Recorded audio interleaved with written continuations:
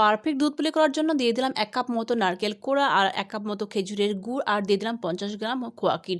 কিছুক্ষণ নাড়াচাড়া করে নেওয়ার পরে এর মধ্যে লিকুইড দুধ দিলাম 1/2 কাপ মতো আর 2 চামচ মতো সুজি দিলাম। মিডিয়াম ফ্লেমে বেশ ভালোভাবে কিন্তু পুরটা রেডি করে নিলাম। 4 থেকে 5 মিনিট মতো টাইম লাগলো এটা।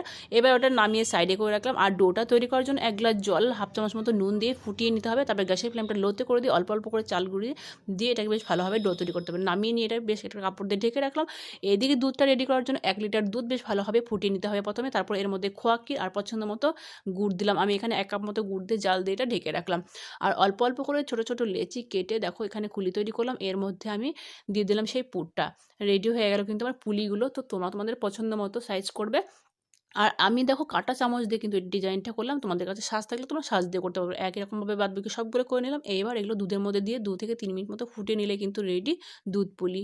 তো ভিডিওটি ভালো লাগলে একটা লাইক, কমেন্ট এবং বেশি বেশি করে শেয়ার করে দিও।